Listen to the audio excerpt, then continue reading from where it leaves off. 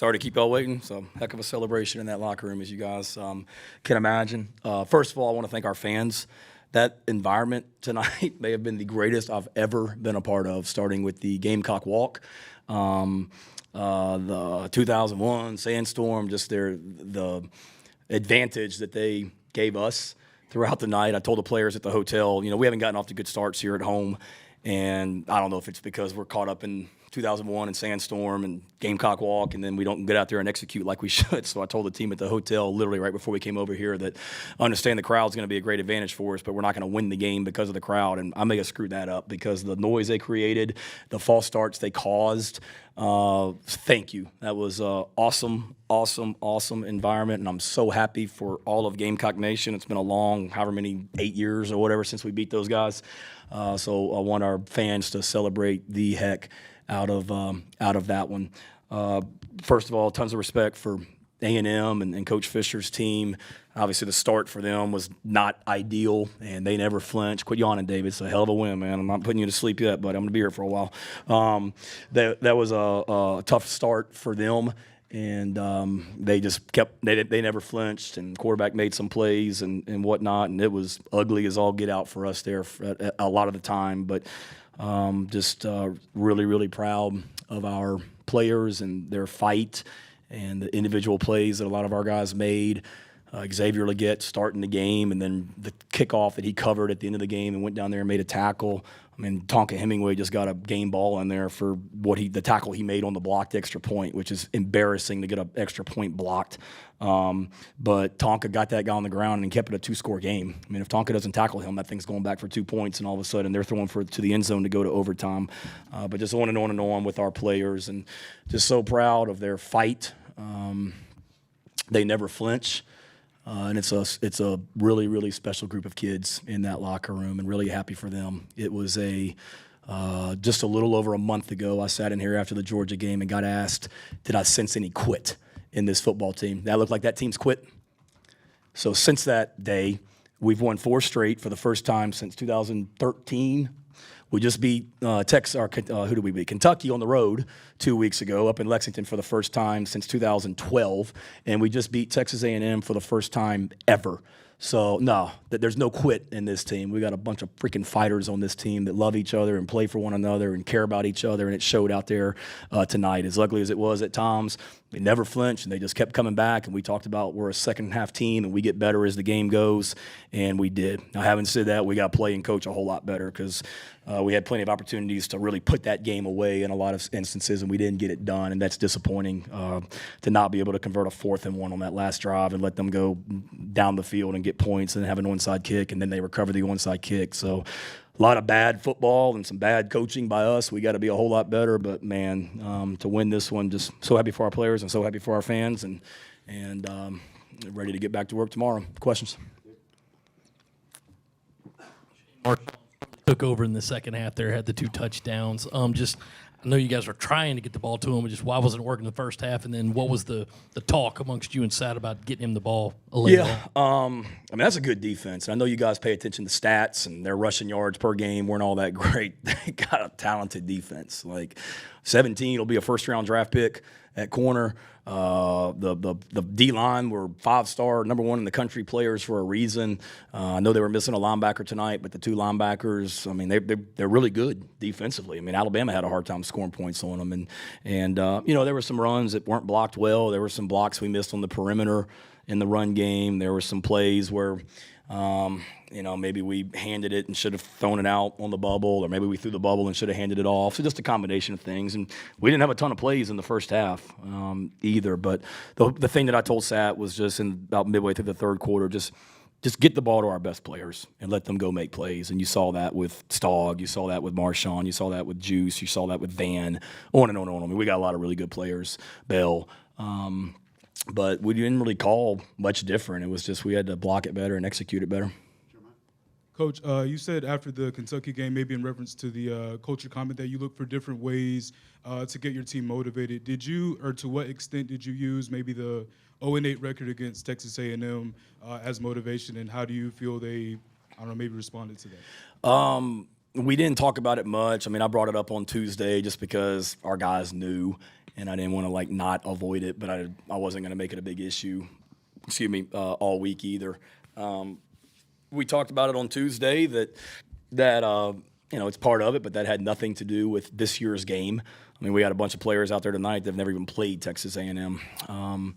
But certainly it was in the back of my guys' minds, and we talked about it at the hotel last night that it's time.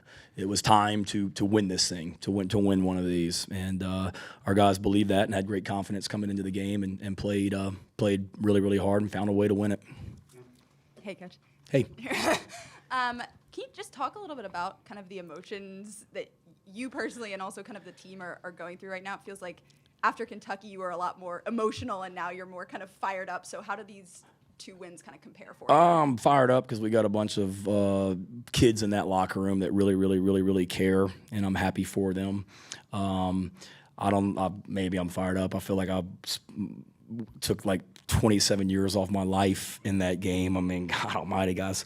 I mean, every which way, just when you think it's over, it's not, and then you're holding on, and they're throwing balls to the end zone, and then we give up an onside kick, and that was a long, stressful night, but really, really, really happy for sure, and just, like I said, proud of these kids. Shane, a stat probably a lot of people will overlook tonight, but I know you won't, was your punting game. Your punter kicked Kai Kroger 6 got a game times ball in there. for 49-yard average and flipped the field every time. He and did. On top of that, you only gave up 14 yards in return yards from punts tonight. Yeah, he was awesome. He got a game ball as well for that. I mean, it was look, we knew going into this game it was going to be a 4-quarter SEC football game. I mean, this team's really, really good that we just played, and they're playing all these freshmen, and they've been beat up, and they continue to get better. So I mean, we knew it was going to be a battle, and we talked about it on Tuesday in our team meeting that field position and situational football was going to be really, really key because this is a game where there's not going to be a ton of plays in it. They're not trying to go 100 and run. They're not trying to go fast and run 100 plays. So situational football and field position was going to be really, really key. And Kai was awesome tonight, the way that he was able to flip the field position and then the way we were able to cover kicks against some really, really dangerous returners from Texas A&M on kickoff return and punt return. Shane, you guys obviously jump out to the quick lead. I think it gets to 17-14 right before halftime. I mean, I know you guys have been a second-half team, but what's the message right in that moment when they go and score that touchdown, pull it to 3? I mean, what are you feeling? What did you say to the group? In the locker room at halftime, that we talked right before we took the field and at the hotel that we were a confident team and we should be going into this game, and that we better go out there and play with an edge to start this football game. And I told them the exact same thing at halftime. I said that it was the same confidence that we had before the game. We should have the same confidence right now that we expected this. That when adversity hits, we get stronger as a football team.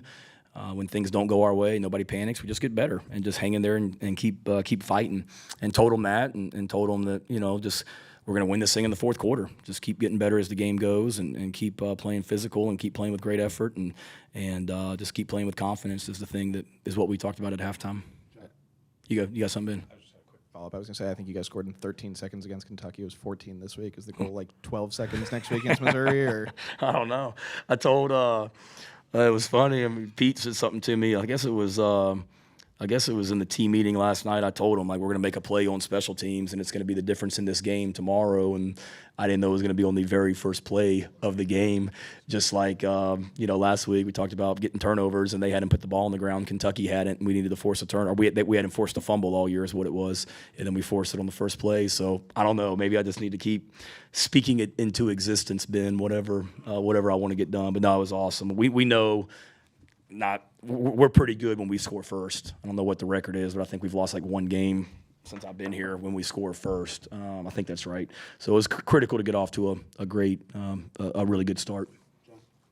Two things on that last offensive drive. Did you think Marshawn may have gotten the first down? Any thought of challenging it, and the thought process behind not kicking the field goal and going with Bell on that fourth down call? Upstairs they said that we got not a great spot, in their opinion. The coaches upstairs said that. Hindsight being 2020, probably should have, but I mean they're usually pretty good when something's close like that. They stop it and review it. So with where we were in that game, probably would have been good. And you're talking about not kicking a field goal to go up 6. Is that what it was? Yeah, when we got stopped before they went down there.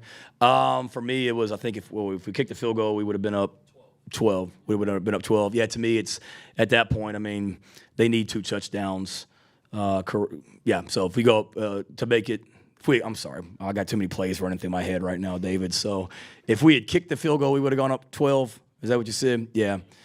In my mind, they got a freshman quarterback in the game. You'd like to just be able to fit in the game right now and go for it on 4th down. So I went for it there to try and finish the game. And then I'm also thinking, okay, if we don't get it, they've got a true freshman quarterback. They've had a hard time moving the ball against our defense all night. And, if they can go down the field on us and get in position to score, then, more power to them. And they basically did. So hats off. Shane, you're now 5-0 with extra time to prepare. All right. See, y'all didn't jinx me this week with Ben or Ben or whoever asked that on Tuesday. And I guess Yeah.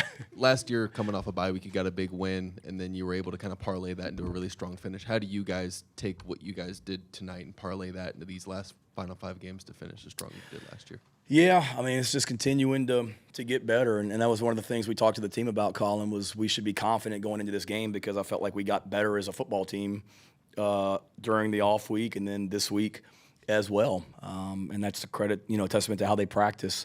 So for us, it's just continue to get better. We're by far a finished product. I mean, we just beat a really good Texas A&M football team with 286 yards of offense and however many turnovers we had tonight. But we did some good things, but there's obviously a lot that we can be better at defensively as well and special teams. So for us, it's just continuing to go right back to work and know that we're on a race to improve, and let's just continue to try and get better and better each week. Shane, when you say you and the coaches have to coach better, how much are you talking about during the week leading up to the game, or are you just specifically talking about decisions made in the game? I mean, I just think throughout the week, continuing to put our guys in position to make plays and help them in the game as well. And look, that's a good team. They're going to make plays against you, and they're going to get stops. So, but don't misunderstand what I said, Rick. I'm not disappointed in our coaching or playing. We coached our butts off tonight and played our butts off tonight and knew it was going to be ugly at times. But, certainly we got to continue to find ways to not give up big plays on defense and not turn the ball over on offense and not get field goals blocked or extra points blocked as well. So that's any game. We always got to just be better throughout the week and then on game days as well.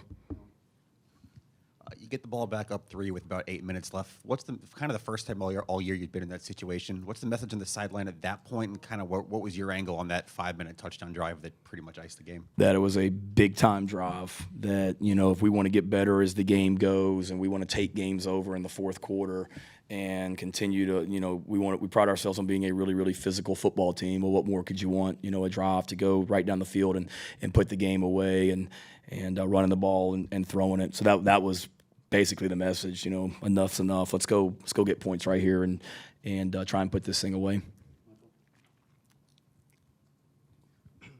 Shane, you mentioned Leggett and obviously his return to start the game and the tackle at the end of the game. Yeah. Obviously, he's had his ups and downs throughout his USC career, but did you have maybe any hint that this was coming with him? Did you seen anything out of him in practice that something like this could come? And just what do you think, just for him as a player to be able to do that? Yeah. He works really, really hard in practice, and he's been great for us on special teams, on offense.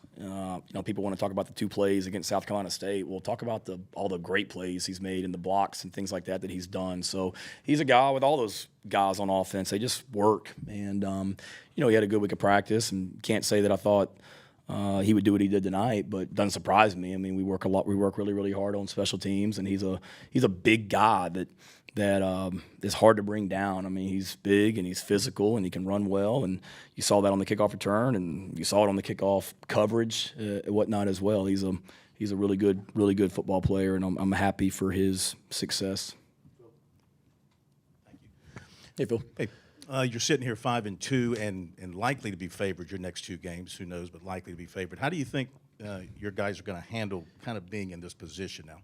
I would hope good. I mean, we handled it pretty good coming off the Kentucky win as well, and I mean that was a huge win in Lexington 2 weeks ago, and we obviously had an off week to kind of come back down to earth a little bit and then get ready to go for A&M. But I think they'll handle it great. This is a very workman-like group. I think I mentioned to you guys. I think I did, but we always we track GPS and player load during practice, just how hard they're working and speeds and things like that. And the Tuesday practice before the Kentucky game was the best it had been all year as far as output, meaning how hard they're working in practice at every position.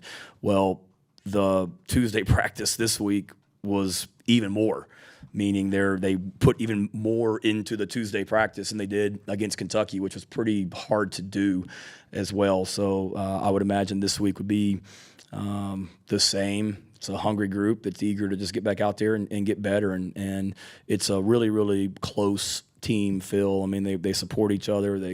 They play for each other, and that showed out there tonight. And they're genuinely happy for each other. There's, it's an unselfish bunch that loves to compete. We'll let Coach go and get some players in here. Yep. Thank you, guys. Enjoy y'all's weekend. Appreciate it. Let's find that trophy wherever it is and get it in Columbia, too. So, Governor McMaster, if you can call the Texas Greg Abbott, is that his name? Somebody can call Governor Abbott and find out where that trophy is. Let's get it to Columbia, please. Thank you.